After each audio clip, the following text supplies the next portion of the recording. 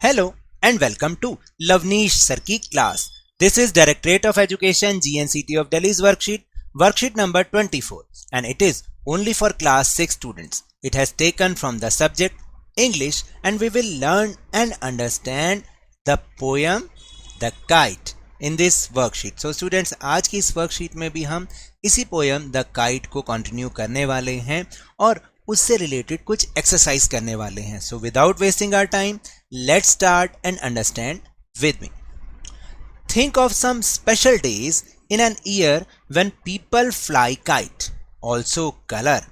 आपको क्या करना है, सोचिए एक साल में ऐसे कौन से स्पेशल डेज होते हैं जब हम काइट उड़ाते हैं, और इसको आपको कलर भी करना है. अगर आप यहाँ पर नहीं कर सकते तो अपनी कॉपी में एक छोटी सी काइट बनाइए, उसको कलर कर सकते हैं. ठीक है, जो यहाँ पर लिखा है also colour the kite given, यहाँ पर जो काइट दे रखी है इसको आप कलर कीजिए.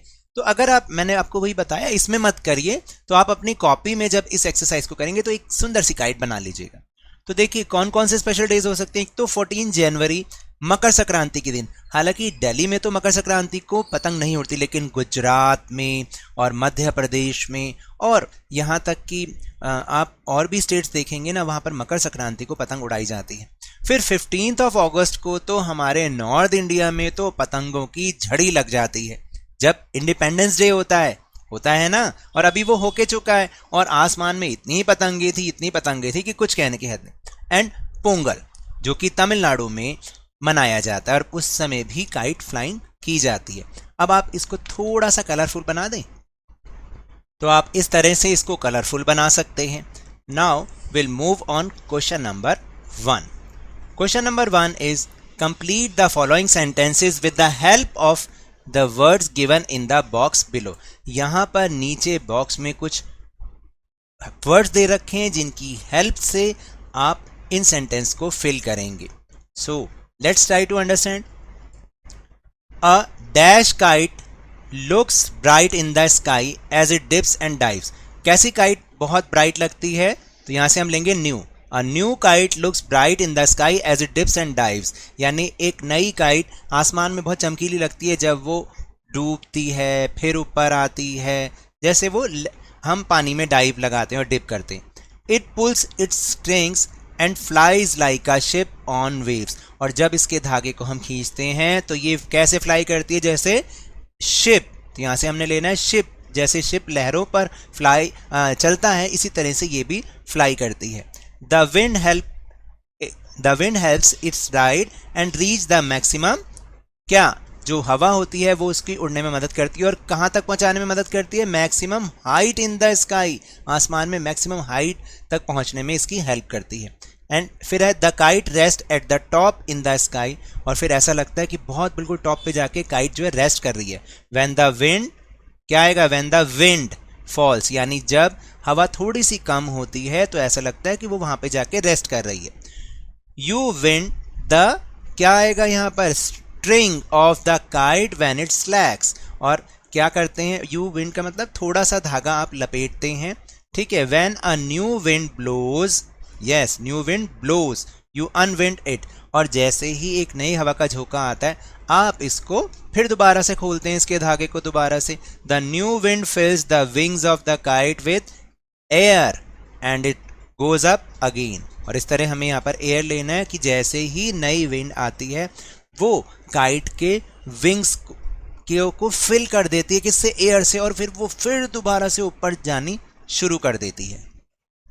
Now question number 2, match the words from the poem to their meanings. अब पोएम में से कुछ वर्ड्स यहाँ पे दे रखे हैं, उसको उनकी मीनिंग के साथ में हमें मैच करना है. सबसे पहले क्रीस्ट. क्रीस्ट का मतलब है द हाईएस्ट पॉइंट. फिर है रेगिडियर. रेगिडियर का मतलब क्या होता है, टॉर्न, यानी कि फटना. फिर है फ्लैप्स. फ्लैप्स का मतलब फ्लटर्स, यानी जब वो अलग अटक जाती है. And slack. स्लैक का मतलब होता है लूज होना, यानी धागा जब लूज होता है ना, हम कई बार उसमें ढील देते हैं ना, तो वही उसको बोलते हैं स्लैक. फिर question number 3, pick and write the rhyming words with the help of the poem. Poem में यहाँ पर कुछ वर्ड हैं, उनके राइमिंग वर्ड भी पोएम में ही है, वहां से हमें छांट के लिखने हैं. राइमिंग का वर्ड मतलब होता है सेम साउंड वाले. जिनकी लास्ट साउंड सेम होती है, जैसे न्यू तो उसको हम क्या कर सकते हैं, ब्लू, है ना, सेम साउंड। ब्लोज, इसको हम कैसे कर सकते हैं, गोज। टेल, फिर सेल, ये सारे वर्ड्स आपको पोयम में मिल जाएंगे। सी एंड ट्री, है ना rhyming word.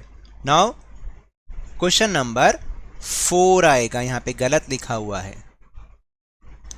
Read the stanza from the poem and the answer the questions. अब आपको पोयम का स्टैंजा को रीड करना है, समझना है और फिर क्वेश्चन के आंसर करने हैं।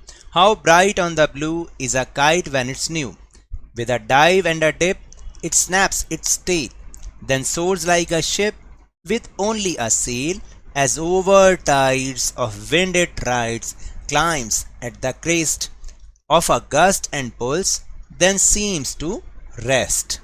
तो ये जो ब्लू टिक लगा रहा हूँ ये आपको कहीं नहीं लगानी, और टेलीग्राम ऐप पर जो हमारा चैनल है लवनीश सर की क्लास, उसका लिंक आपको इस वीडियो के डिस्क्रिप्शन बॉक्स में मिलेगा, वहां से आप हमारे चैनल के साथ जुड़िए, सारे लिंक आपको एक साथ मिलेंगे। अब question answer. Where is the kite, kite कहां पर है, देखो यहां पे हिंट भी दे रखा है, तो आप लिखेंगे, पूरे सेंटेंस लिखना है, the kite is in the sky, यानी काइट जो है वो कहां पर है, आसमान में है।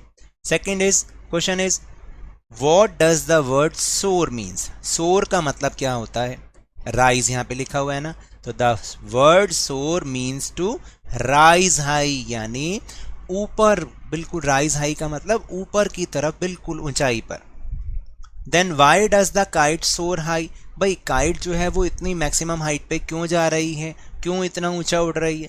फिर देखो हिंट दे रखा है the power of wind, the kite soar high because, आपको इतना अपने पास से लिखना है, और हिंट जो दे रखा है because of the power of the wind, यानी हवा की ताकत से काइट जो है वो सोर हाई मतलब राइज हाई हो रही है, ऊपर की ओर जा रही है।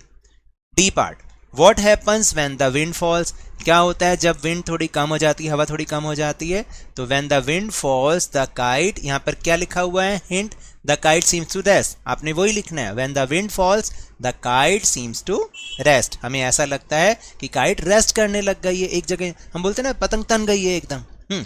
फिर last, state a pair of rhyming words in the stanza given stanza, अब इसमें भी आपको राइमिंग वर्ड्स छांटने हैं, तो इस पैराग्राफ में से ही आप ढूंढोगे, जैसे डिप शिप, टेल सेल, है ना, ये लिखा हुआ tell and cell.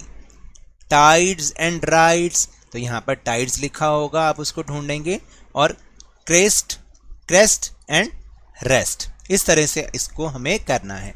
So now that's all for this worksheet. अगर मेरे इस तरह समझाने से अब आपको समझ में आने लगा है ना, तो इस चैनल और वीडियो को लाइक कीजिए, लाइक का बटन दबा दीजिए, शेयर कीजिए, और अगर नए हैं तो सब्सक्राइब भी कर लीजिए ताकि सारी नोटिफिकेशन आपको टाइमली मिले। But remember, when ever you will go outside please wear your mask, और जब भी आपकी टर्न आए कोरोना की वैक्सीनेशन जरूर लगवाएं, क्योंकि कोरोना को हराना है और जिंदगी को एक बार फिर से सुहाना बनाना है। इसी उम्मीद के साथ थैंक यू वेरी मच।